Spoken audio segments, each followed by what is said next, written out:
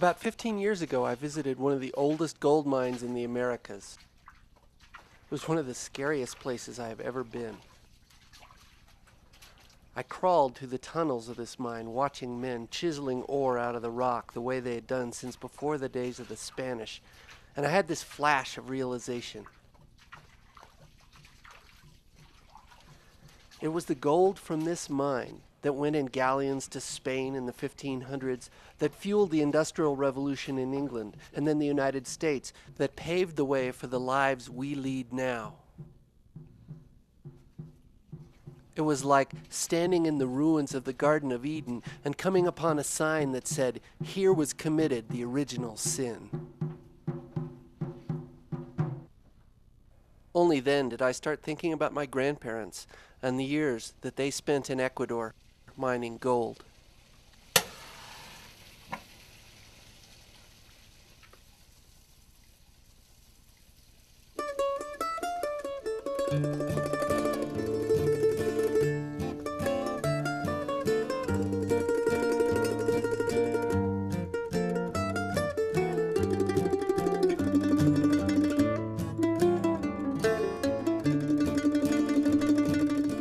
I remember hearing as a kid about how my grandfather Melik worked for an American mining company in a remote mountain town you got to by mule. How my grandmother, Florence, sailed down from New York to work as a camp nurse, but the ship captain wouldn't let her off the boat because of the risk of yellow fever. How Melik rescued her and brought her in over the mountains. How they fell in love, got married, and had their babies in the camp. How the kids cherished their Ecuadorian childhoods, even though the tropics had cost my Aunt Betty her hearing. After I grew up, I heard different kinds of stories.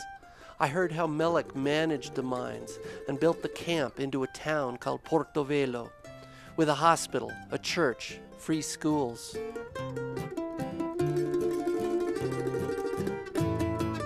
How Melik saw himself as a kind of capitalist missionary to its people, offering them opportunities to prosper if they worked hard and believed in the economic system of the Americans.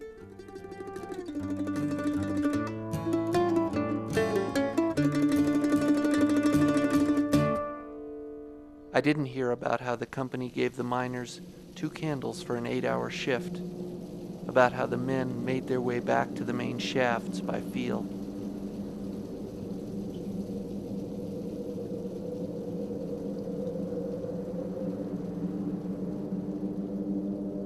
I've come here 60 years after my grandparents left this valley to hear the stories of the people whose families worked in these mines and to find perhaps a story in common. The closer I get to people in Saruma, the more acutely I feel the differences, the more acutely I feel the gap between us.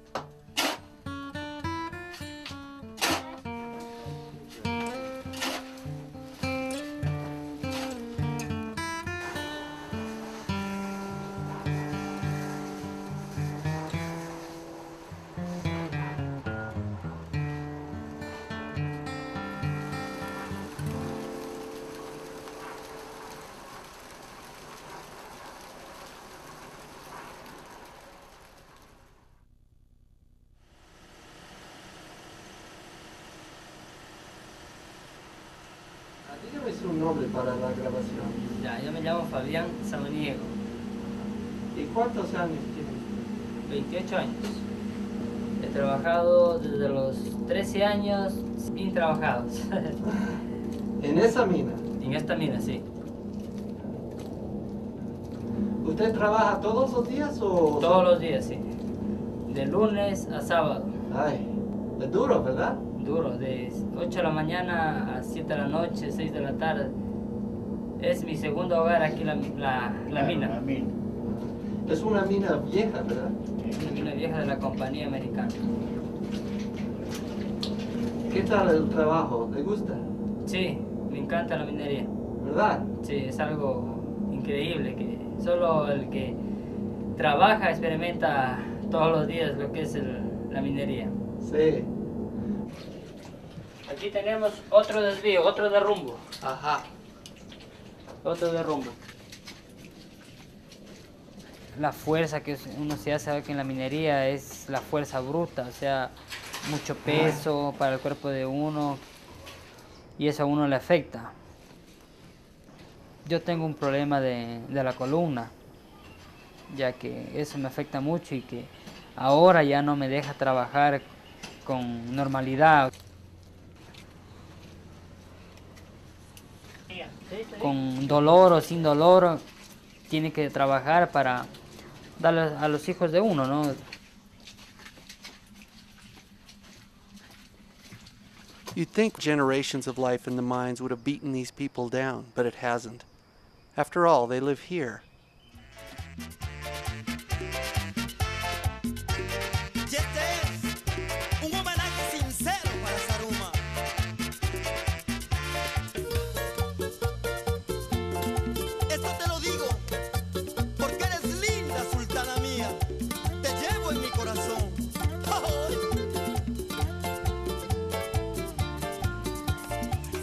Nuestro orgullo, todos reconocen, Dios bendecirá tu porvenir.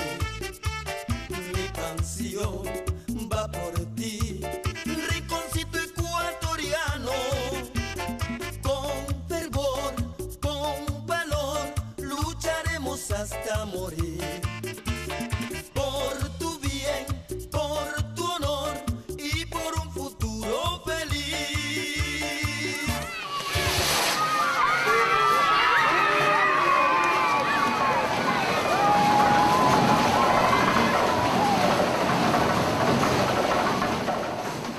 But despite their great scenery and fireworks, no one denies that there's a crisis here. The gold that has defined this place since the days of the Spanish is largely gone. Fabian works the ore by hand for 30 hours at a stretch, mixing it with mercury just as the Spanish did.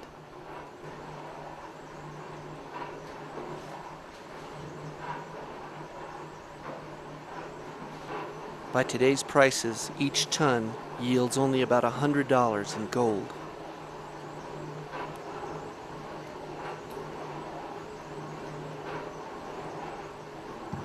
And the river that runs straight through the center of town carries the color of silt and the smell of cyanide.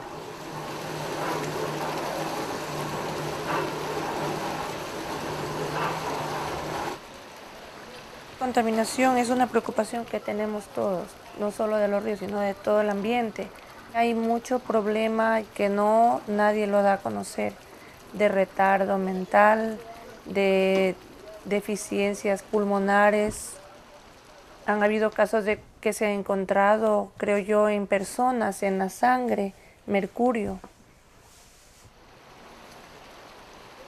En estos últimos años la situación ha sido bastante dura para todas las familias, de todos los niveles, pero más para la pobre, la media y la gente pobre. En todas las épocas, las ideas, la tecnología y el capital que ha venido de afuera a llevarse la riqueza nuestra.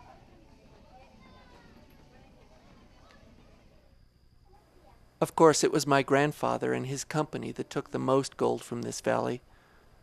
So what is his place in the long line of people who've come here seeking gold?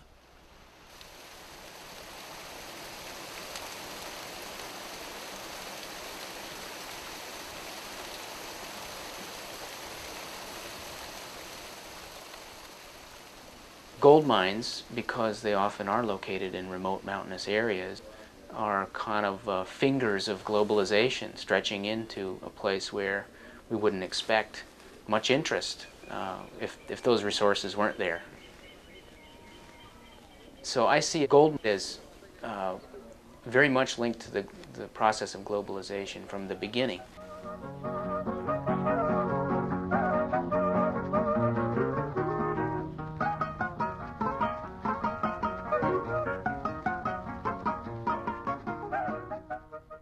The Spanish first came here in the 1500s, chasing gold up the valley of the Rio Amarillo, or Yellow River.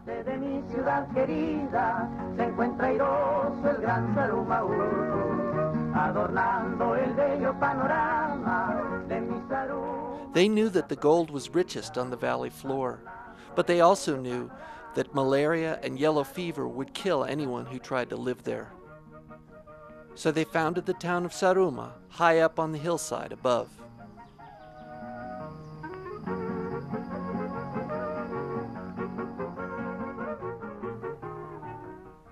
The indigenous people in the area were nearly wiped out over the next 100 years, either by disease or by brutal conditions of the mines of the Spanish. Indigenous leader Don Pedro Sari wrote to the Spanish crown, Considere su Alteza a los pobres indios, subiendo la escalera de cuerda que cuelga inestable en el aire, con una mecha encendida en una mano, y sobre sus hombros un costal de mineral que pesa 80 libras. Para escaparse del trabajo de las minas, los hombres venden sus pocas pertenencias y dejan a sus esposas y hijos desnudos y muriendo de hambre. And then in the 19th century, the French and the English had come in, and they had said, oh, there's great gold in this vein. But they had brought in all this very large-scale equipment that rusted in the ports in Guayaquil, and they had no way to get it over the mountains.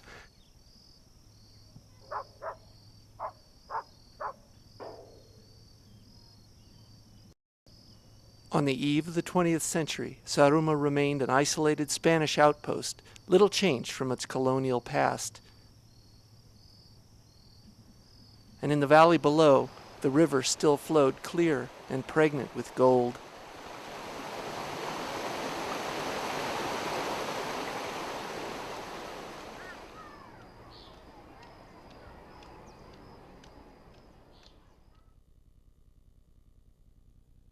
Meanwhile, a hemisphere away, my grandfather was born into a different set of horizons.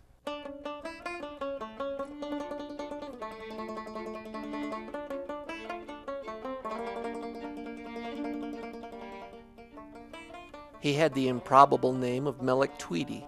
He was born on a sheep ranch in West Texas, in an area that not long before was part of Mexico.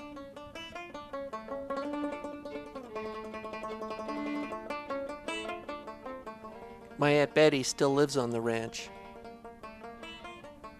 After my dad died 2 years ago, she's the only one of Melek's children still alive. Daddy had had the example of his father moving into a strange area and working with the natives.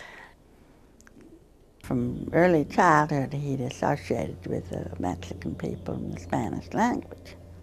But the family's deeper roots ran east. Daddy felt himself as part of a stream of American history. His relatives had known Washington when he was getting ready to cross the Delaware, and Mrs. Washington was there, and they remembered her knitting socks for the soldiers.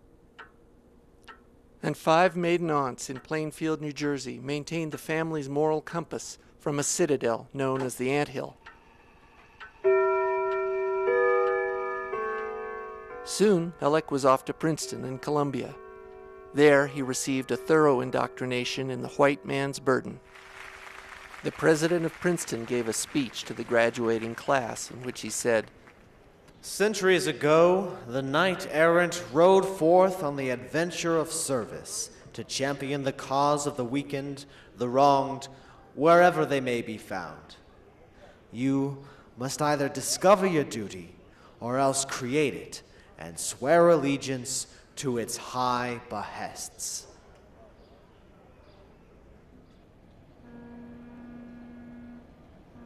The other cause to which Melek and his classmates swore allegiance was the making of money. That is part of his particular generation, I think. It was the era of the Rockefellers and the Vanderbilts.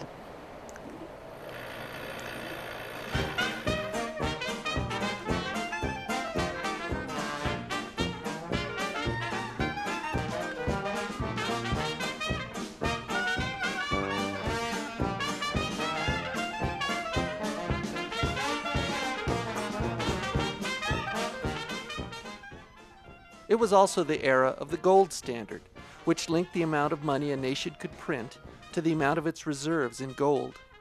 To mine gold was, literally, to create wealth for the country that received it, and to take wealth from the country of its origin.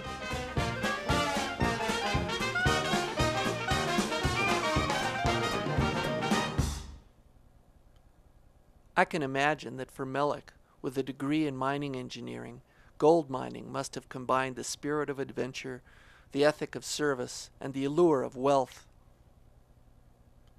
The idea of a strange area did not bother him. In fact, I think it may have been, he might have felt as if it was the next chapter of something. After a stint in Mexico, Melek signed on with the South American Development Company, which was owned by the Vanderbilt family. And then he headed south to Ecuador. It was the beginning of a relationship that was going to last him the next 30 years.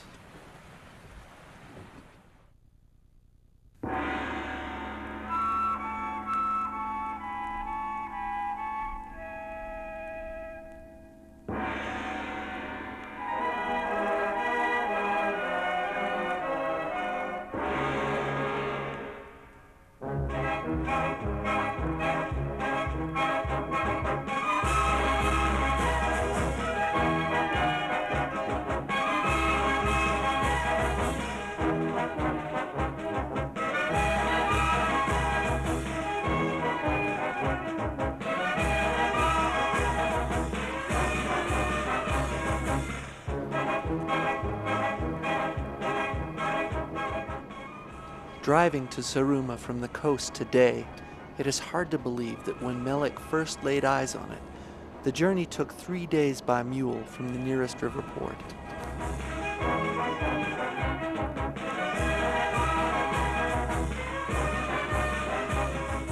My grandfather came in and he had this idea that you could disassemble all the equipment into pieces small enough that people could carry it on the backs of mules and the backs of men. The drama of that journey was really indelible in my family's culture. I think everybody thought of it as the best thing any of them had ever done.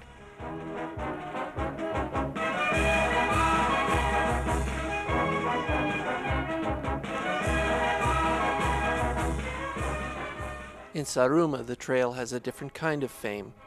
The son of a mule driver wrote in his memoirs, La ruta de las escaleras provocó muchos accidentes y de allí se originó el nombre de la villa y la fama adquirida que constituyó casi una leyenda, donde un paso en falso podía conducir a toda una yunta de asimilas a un profundo barranco. Y estos accidentes sucedían con frecuencia para aumentar las penalidades de aquellos hombres fuertes, decididos y valientes que eran los arrieros.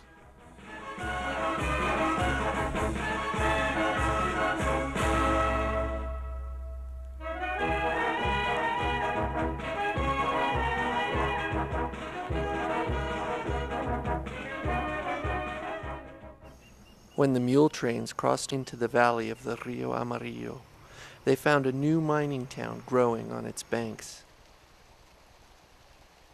The camp at Portovelo was attracting people from all over the region. People who had farmed for generations left their fields for jobs in the mines.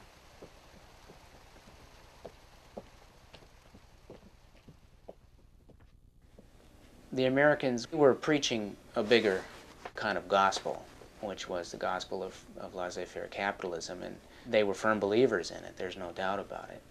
What they argued, I think, was that Ecuador would benefit from following this model just as the United States had benefited, that this would actually bring, as the company's name suggests, development. And as if to consecrate this promise of economic prosperity, the company combined the valley's traditional religious festival with a new holiday, the 4th of July.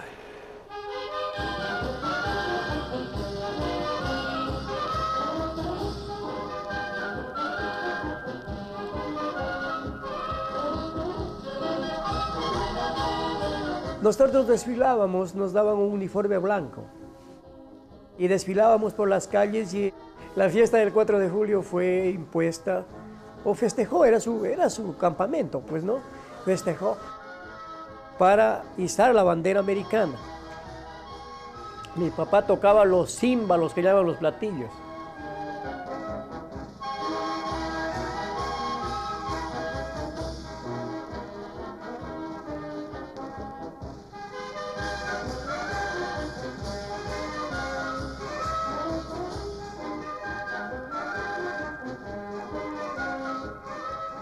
A year after his arrival, Melek became manager of the camp. He was 32 years old. Among his first tasks were to build a hospital and an electrical plant for the camp and the town of Saruma. At the hospital's inauguration in 1917, Melek said, "This facility is now dedicated to the Ecuadorian people as a token of gratitude and friendship. And in presenting this Curipamba Hospital, I wish to express the wishes and hopes of all that this sentiment is reciprocated and that it lasts forever."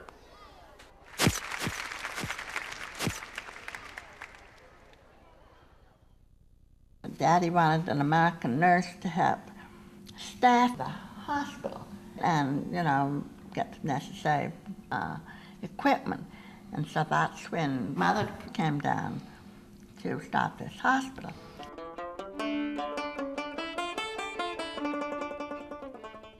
Mother was a nurse, and I sort of gathered that she wanted to get as far away from her family as possible.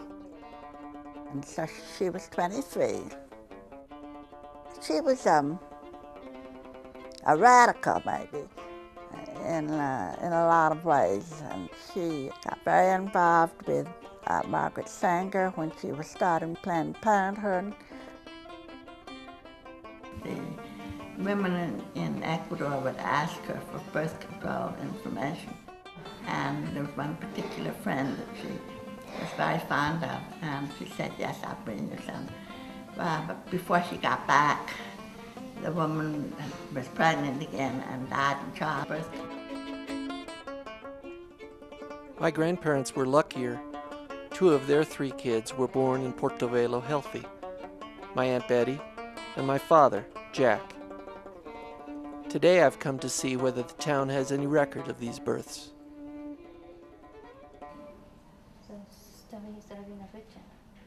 ¿El apellido de él cuál es? Tweedy. Tweedy, T-W-E-E-D-Y.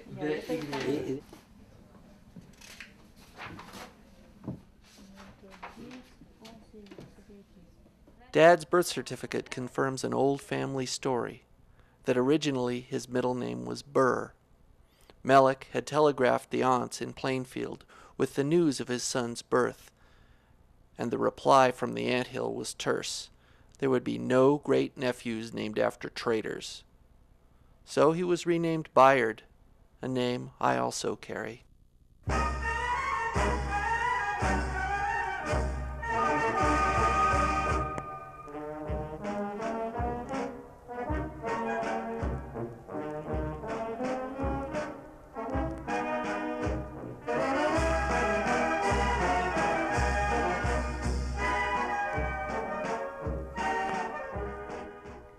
My family's always talked about how my grandparents worked to improve health conditions in the valley.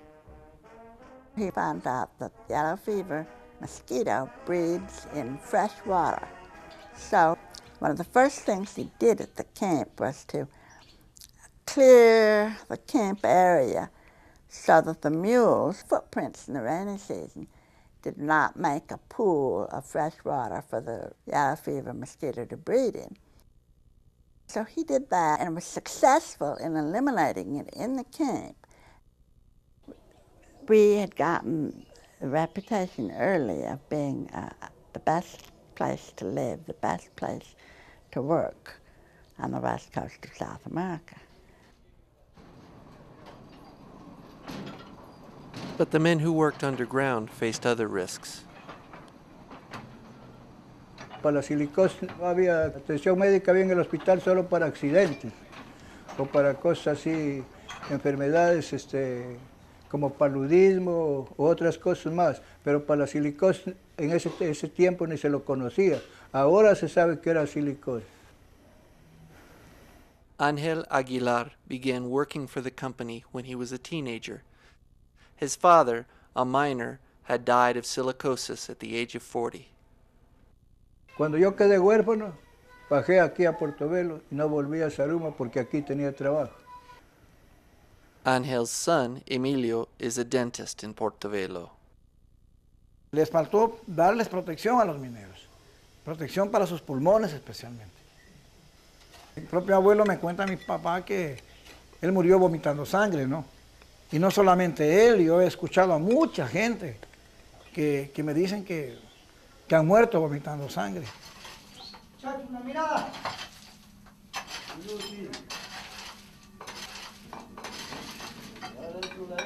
Ellos ingresaban por medio del balde las mulas para que éstas sirvan de medio de transporte para traer el cuarzo al balde para subirlo por el pique americano.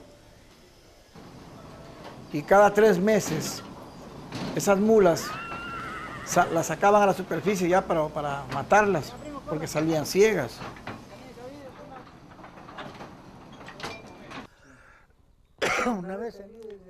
At 94, Don Delfín Calle is one of the oldest surviving miners. As a young man, he walked for 5 days to reach this valley to get his first job with the company. 34 años yo trabajé en la mina. Sí, al principio no había nada. Con velas trabajaba. Y no duraban las velas. Entonces uno se quedaba en oscuras por ahí a veces. A veces uno trabajaba, decían que era 8 horas, no. Después uno trabajaba hasta 12 horas y solo le pagaban el mismo sueldo. No había alza de sobretiempo ninguno. The work ran on strict new rhythms, marked by shift whistles and dynamite.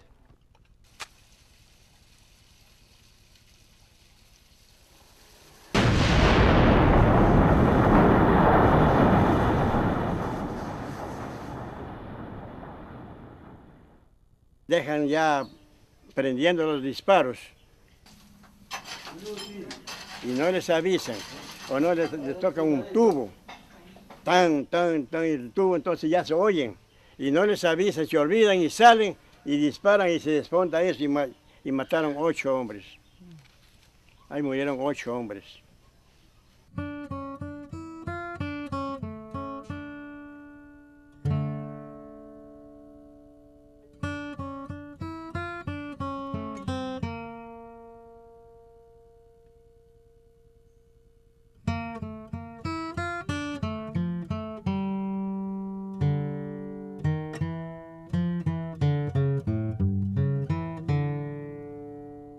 La familia pues le daban plata, pero era una bagatela que les daban, sí, una bagatela. Ya, cuando ya morían afuera, así era. Y ya les daban su parte de plata afuera.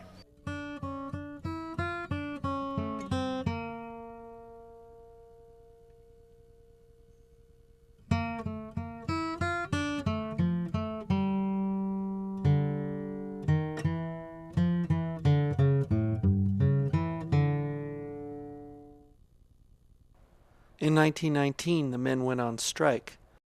It was the first time the workers had confronted the company about the reality of their lives underground.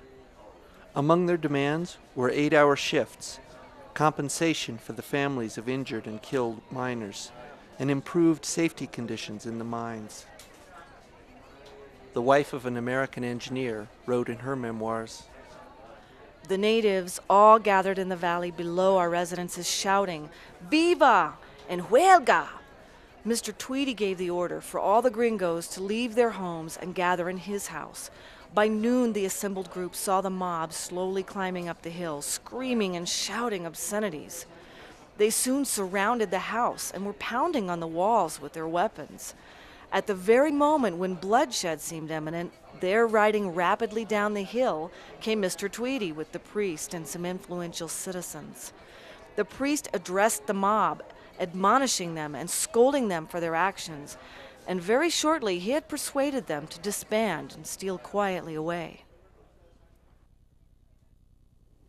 One of the men threatened Daddy with a gun, close quarters, and the head of the mule shed, who had control of all the animals, he stepped in front of Daddy, shielded Daddy's body. This man was a hero and could get anything that he wanted because he had, volunteered to save Daddy from being shot. The company broke the strike and fired its leaders, but agreed to some of its demands. And the era when a strike could be diffused by the words of a priest was rapidly passing.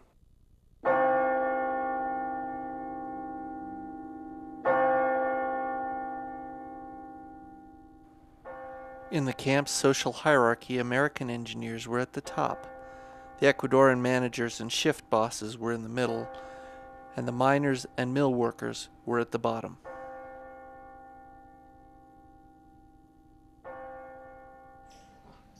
¿Cuántas personas vivían aquí? Aquí vivíamos 11. 11 personas vivían en estas 4 habitaciones. Sí. ¿Cuántas en la grande? O sea que aquí mi papá dormía y nosotros las mujeres. Sí. Y nosotros dormíamos allá en la sala. Ajá. Así es.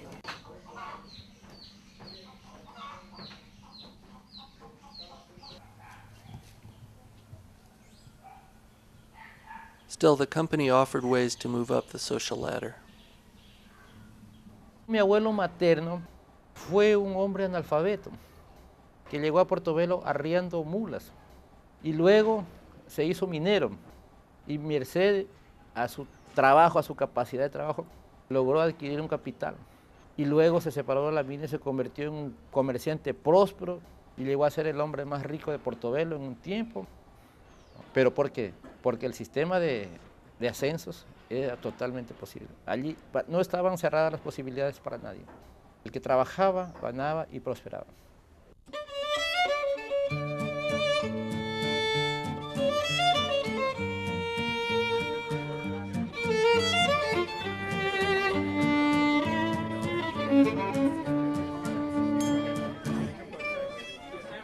Those Ecuadorians who reached the top of the scale were allowed to sample the conditions in the American camp, where my grandparents and the other foreign engineers lived, and where other locals were generally forbidden to enter. Its social center was the Newberry Club.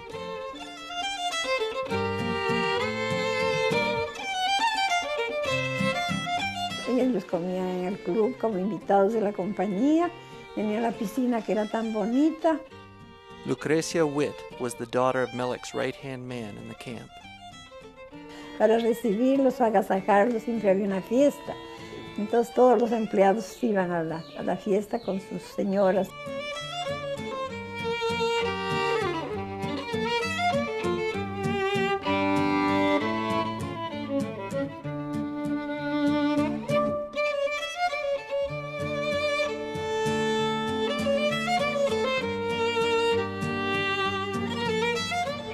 Adquirió un orden estricto, una disciplina, una honestidad, que a la larga es la herencia que nos dejaron los empresarios norteamericanos y que mucha gente todavía extraña.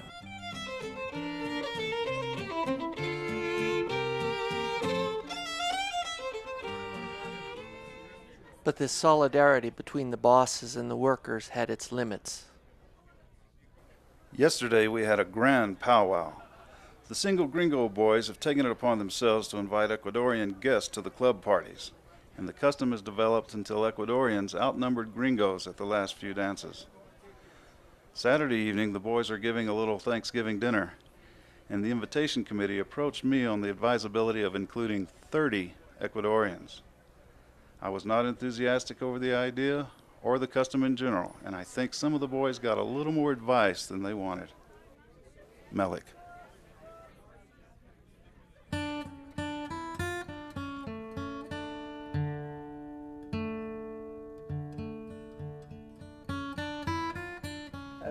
O sea que este club ha sido exclusivamente para los gringos, ¿no? Aquí es que pasaba, cuentan, que no podía pasar un nacional, uno de nosotros, por decirle algo. Terrible, ¿no? Terrible, una humillación terrible que habían tenido en ese tiempo los nacionales con los americanos.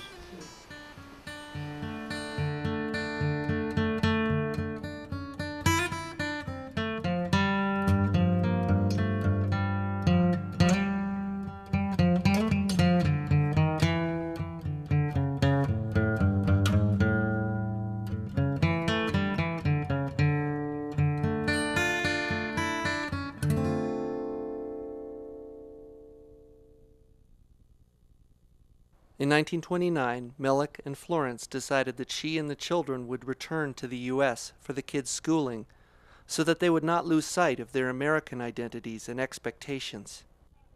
Melek stayed on, dividing his time between Portovelo, the capital in Quito, and company headquarters in New York.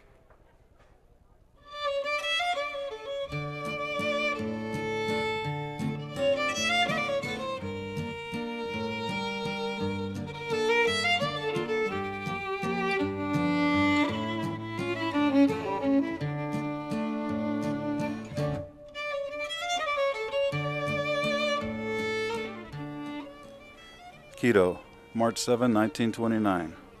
My darling, we have been expecting the Commission's report against the company to be presented to the National Assembly every day this week, but nothing happens, and I'm wondering if they have not lost their nerve.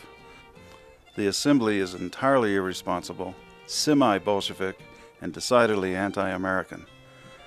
But my old friends are here also, and if it comes to a real fight, I will find lots of help. Worlds of love, darling, and how I wish you were here tonight. Yours, Melek. The Ecuadorian National Assembly had begun to realize that the company was paying almost no tax on its large volumes of ore. Reports of dangerous working conditions led to calls for labor and wage reforms. Back in the U.S., the Roosevelt administration had doubled the price of gold in an effort to rescue the American economy from the Great Depression. This gave the company a major windfall. The final checkup on the year's operations shows far bigger profits than ever before, and my share correspondingly large. So one can hardly complain at having to make sacrifices, even as big ones as missing my Christmas with you all. And among the workers in Portovelo, there were calls for a showdown with the company.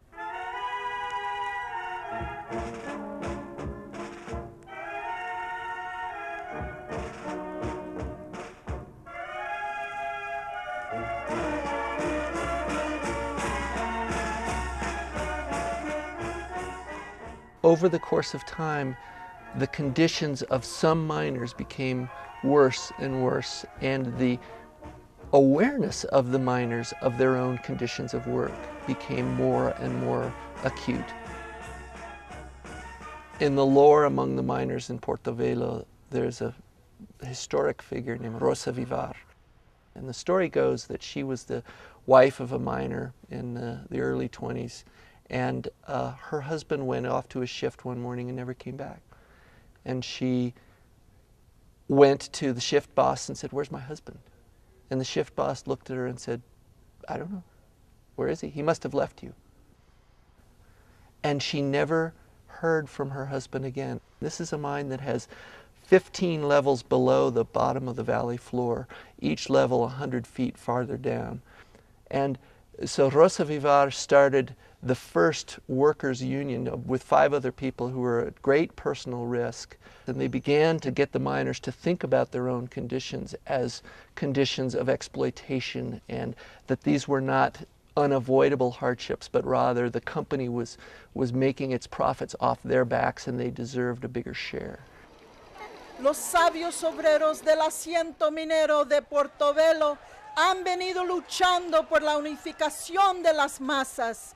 Hacemos un llamamiento de clase a los trabajadores que han sentido el peso de la opresión y el fustazo infame de las explotaciones para compactar filas y emprender la gran lucha para las reivindicaciones obreras.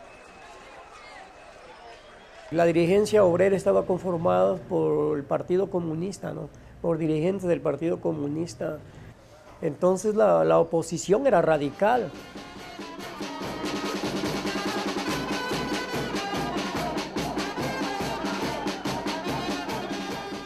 In January of 1936, matters came to a head. The union called for a general strike at the mine. Las peticiones de ellos ante la empresa fueron justas, pero otros puntos eran también muy exagerados, ¿no? Pero considero que ellos lo hacían con el propósito de llegar a una negociación, ¿no? Pero intervino los carabineros, o sea, la Policía Nacional, y reprimiendo a los obreros, los cuales se tomaron las centrales de abastecimiento de agua, las plantas generadoras de energía eléctrica.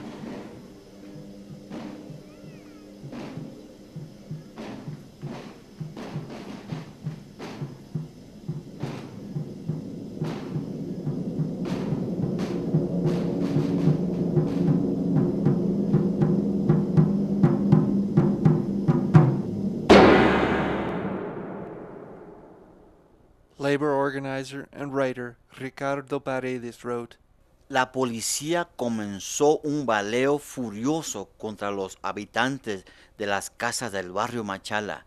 Resultaron 3 muertos, entre ellos una niña de 3 años, un adolescente de 16 años y 6 heridos, contándose entre estos la madre de la niña muerta que también debía fallecer.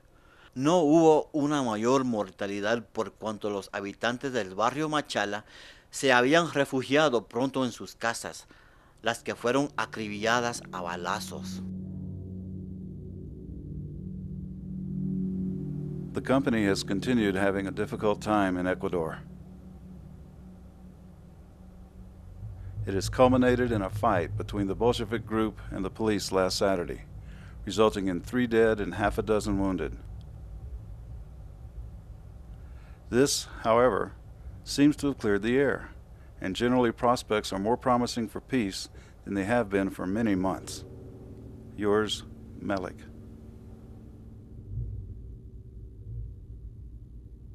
When the strike was going on, my grandfather was in New York. But there was a telegraph by which, on a daily basis, the camp manager was keeping in touch with the office in New York. And I don't know what happened on that day when the firing on the workers happened, but I do not believe that it would have happened without authorization from the company. And authorization from the company would have meant authorization from my grandfather.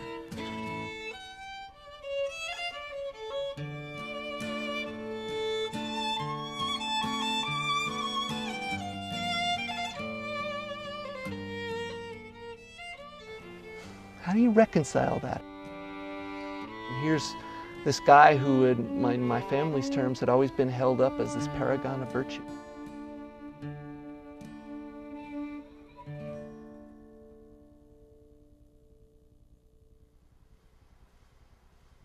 The desire to connect to people and to help people make their lives better was in severe conflict with the profit motive of the company.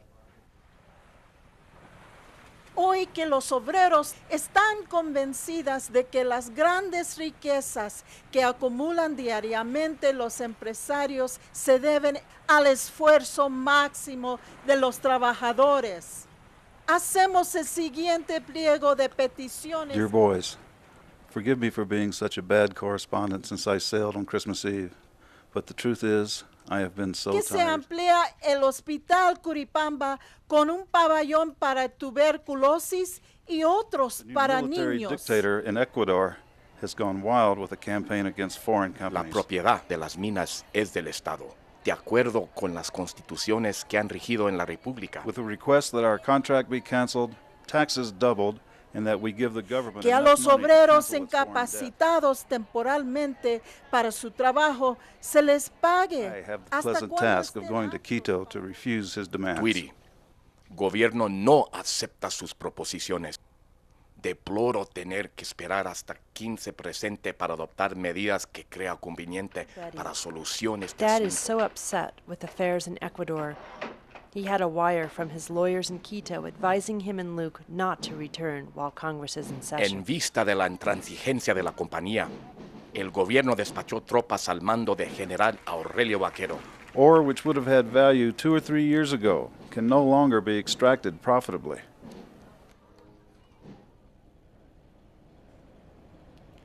In 1943, Melek had a heart attack in Guayaquil.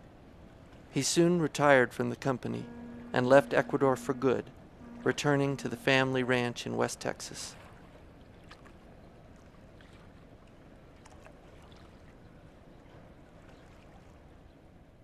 The company issued a report that read, "The mines of Portovelo have been in production for a period of 50 years. The life of every mine, at some point, reaches its end, as does the life of a man who, upon reaching an advanced age, cannot perform more duties than his years will permit. If his duties are too great, his life quickly ends."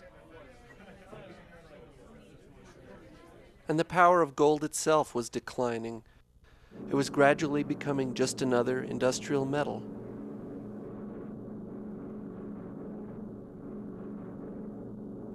Melek died in 1949. That same year, the company withdrew from Ecuador.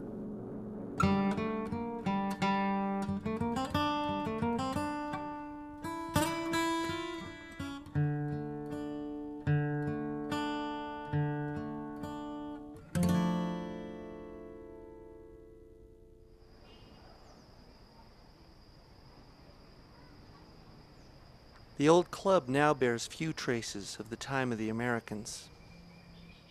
My grandparents, too, have mostly passed from living memory here. But the house where the family lived still stands. En este mismo lugar nació mi padre, ¿no? En el año 21. Sí. Este sofá había antes. Sí, este sí. Me impresiona mucho porque tengo fotos de muchos años atrás de este salón. Sí, todo sigue lo mismo. Un libro que tal vez leo mi abuelo. Claro, de estos sí hay. Sí, también hay bastantes. Sí, hay bastantes de estos. Ah, la firma de mi abuelo. Bien. Así es. ¿Ves? A.M. Tweedy. There is something about this book in my hands. The broken binding has the touch of skin.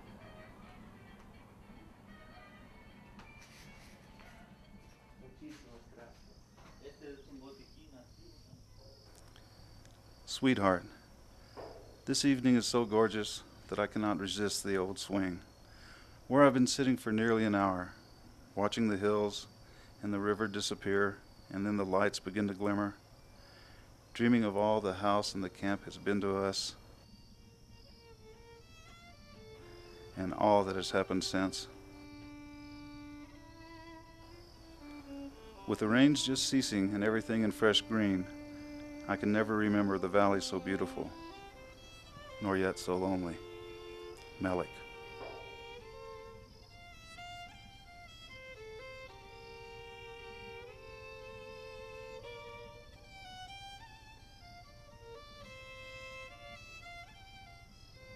I wish I could ask Melek whether his loneliness ran deeper than just missing his family and old friends, whether he saw the gulf between what the valley had become and what he had once hoped it would be.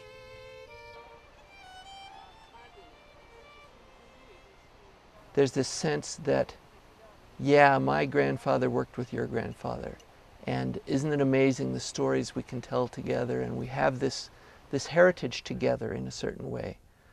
But look who I am and look who you are. And how can we ever truly bridge that?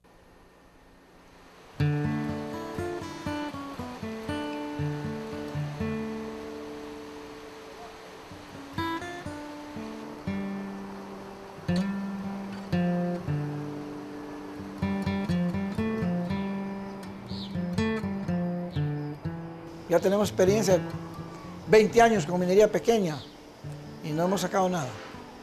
Se acaba el dinero. Se han hecho ricos 4 personas nada más. El resto no.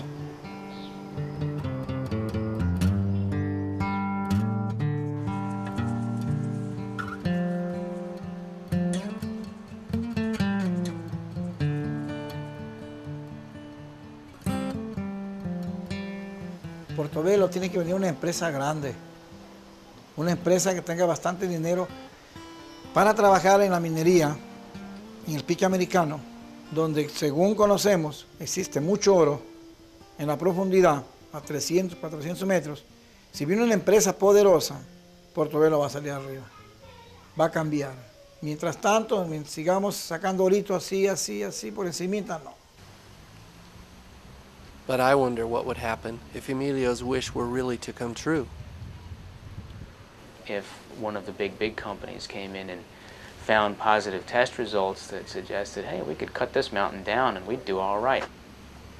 Forget this underground tunneling stuff. It's very expensive to maintain. It's dangerous. If we can, why not just blow the thing to pieces, pile up the triturated ore, and drip cyanide on it and take out the gold, as is done in other places.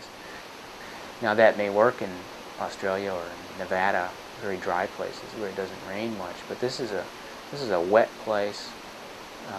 These are rivers that flow down into major cities. I don't see any positive results from that. Ahora que ya no hay minería, ¿dónde vamos? Ya está terminando todo y la gente no sabe qué hacerse, la gente se desespera por trabajar, por eso hay robos o de pronto la gente dice aquí ya no hay, salgo del país, me voy a España, me voy a Estados Unidos, desesperada.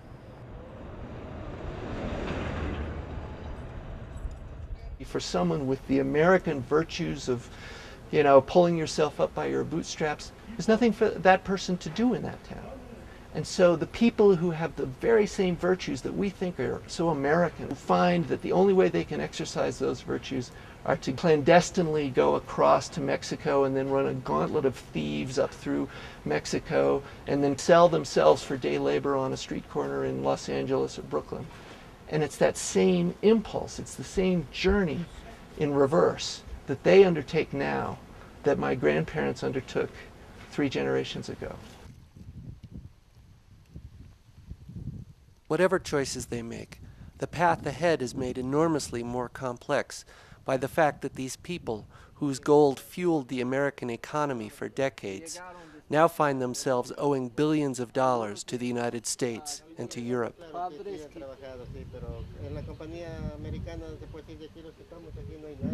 We tend to think of foreign debt as some abstract obligation among governments. But to those whose labor forms the basis for the repayment on that debt, it is very personal. Estamos endeudados desde la colonia, estamos debiendo. Nuestros hijos, nuestros nietos tendrán que pagar la deuda que tenemos. Nosotros estamos aplastados por una bestia. No podemos levantar cabeza. And like families everywhere, people here are struggling to define the quality of their children's inheritance.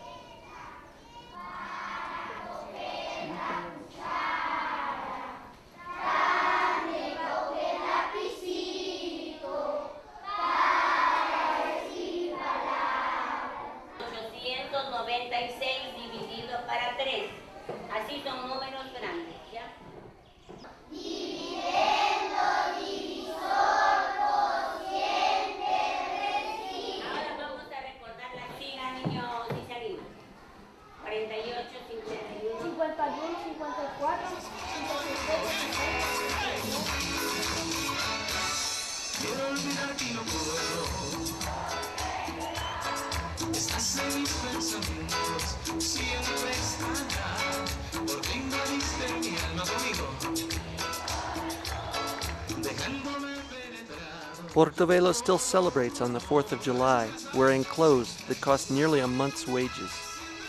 The country now even uses the US dollar for its currency, but experience has eroded people's belief in the American way, The promise of socialism, too, has faded out. Nuestros hijos ya no les interesa eso. Ellos ni conversan ya. Hablar de izquierda aquí en Portovelo, de derecha, no se escucha solo entre viejos. So, what do people fall back on in a place where the old beliefs and opportunities are gone and the new ones are beyond reach?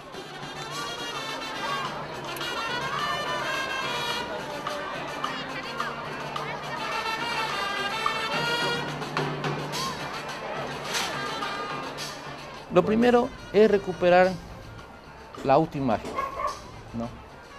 La autoestima, ¿no? La recuperación de las tradiciones, ¿no? Que la gente diga, bueno, esto hemos sido, ¿no? Y ahora somos esto. Entonces, volver sobre sí mismo, ¿no? Es posible. No quiere decir que todo lo pasado fue mejor, pero recuperemos eso bueno, ¿eh?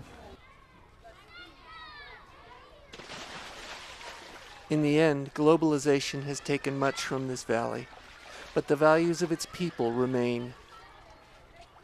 They did not choose their history, but they are taking from it what they can use, and they are doing what they can to rebuild.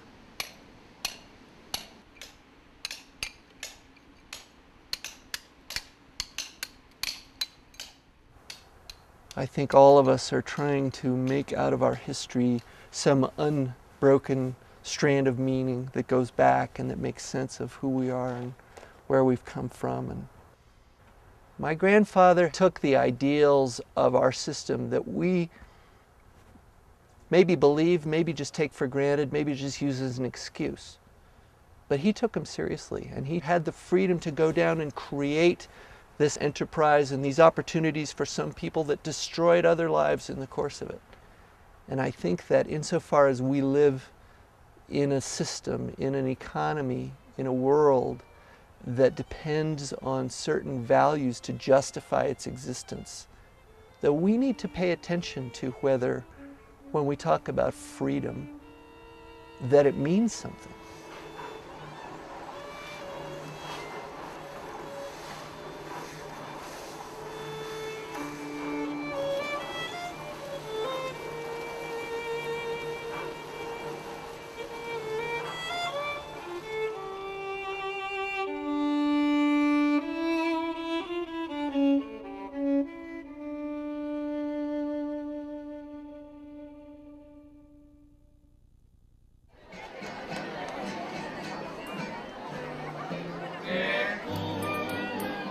Tengo yo de haber